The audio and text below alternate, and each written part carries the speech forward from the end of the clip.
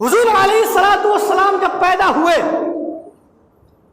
تو پیدا ہونے کی خبر حضور کے چچا ابو لہب کو ان کی باندی سویبہ نے دی کہ آپ کے یہاں بھتیجا پیدا ہوا ہے۔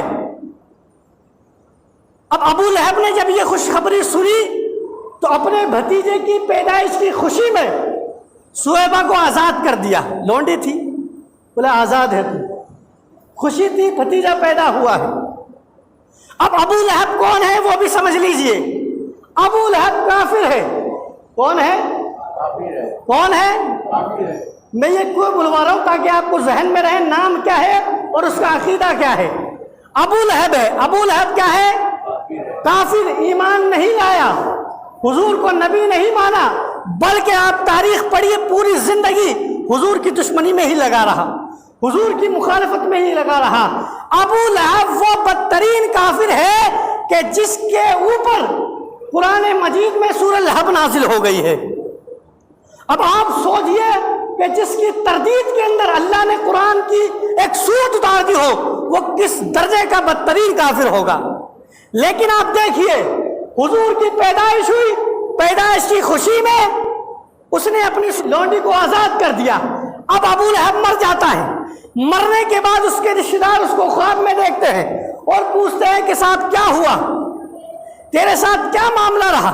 تو وہ آگے سے جواب دیتا ہے کہ جب سے تم لوگوں سے جدا ہوا ہوں طرح طرح کے عذاب میں مبتلا رہتا ہوں، طرح طرح کے عذاب میں پریشان رہتا ہوں، طرح طرح کے عذاب مجھ پر مسلط رہتے ہیں۔ لیکن پیر کے دن، اس دن پیر کے دن، جس دن حضور علیہ الصلوۃ والسلام پیدا ہوئے، جس دن اس نے سویبہ کو آزاد کیا، پیر کا دن، وہ کہتا ہے کہ پیر کے دن میرے عذاب میں تخفیف ہو جاتی ہے، میرا عذاب ہلکا ہو جاتا ہے اور ان دو انگلیوں کے درمیان مجھے پانی مل جاتا ہے کہ جن کو چوس کر میں راحت محسوس کرتا ہوں۔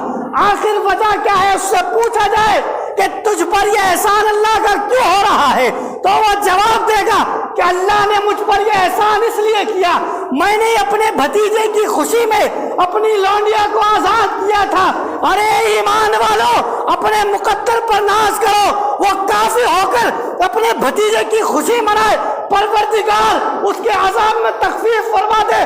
تم تو وہ ہو وہ جو ان کو آخری نبی مان رہے ہو، تم تو وہ ہو کہ جن کے لیے اپنی گردنیں قربان کرنے کے لیے کھڑے ہو، تم تو وہ ہو کہ جن کے نام پر تم لنگر کر رہے ہو، تم تو وہ ہو کہ جن کے نام پر گلیوں کے اندر جھنڈا لے کر نکل جاتے ہو، تم تو وہ ہو کہ جن کے نام کو چوم لیتے ہو۔ تو سوچو کہ جب پروردگار اپنے محبوب کی خوشی کوئی کافر کرے، اس کے عذاب میں اب تبارک و تعالی تخفیف فرما دے، اس کے عذاب کو ہلکا کر دے، تو جو ان کو آخری نبی ماننے والا ہو، جو ان پر جان قربان کرنے والا ہو، تو وہ اس نبی کا میلاد منائے تو رب تبارک و تعالی کیا کیا انعام دے گا۔ آپ سوچ سکتے ہیں، آپ تھوڑا سا ذہن لگائیں، تھوڑی توجہ دیں کہ ایک کافر وہ ہے کہ جو کبھی بخشا نہیں جائے گا۔ کیا ہے؟ کبھی بخشا نہیں جائے گا۔ لیکن آپ دیکھیے کہ اگر کافر بھی حضور سے محبت کر لیتا ہے، اللہ تبارک و تعالیٰ اس کے بھی عذاب کم کر دیتا ہے۔ اب آپ دیکھیے کہ رب تبارک و تعالیٰ کافر سے کتنا ناراض ہے، پھر بھی اللہ تعالیٰ اس کے عذاب میں تخفیف کر رہا ہے۔ تو تم کلمہ پڑھنے والے ہو تو تم پر لازمی ہے کہ تم محمد الرسول اللہ کے نام پر گلیوں کے اندر نکلو۔ آپ مجھے بتائیے، کیا آپ کے اوپر اللہ تبارک و تعالیٰ کا یہ احسان نہیں ہے کہ اللہ تبارک و تعالیٰ نے آپ کو اس امت میں پیدا کیا ہو؟ لوگ ہم سے پوچھتے ہیں کہ تم میلاد کیوں مناتے ہو؟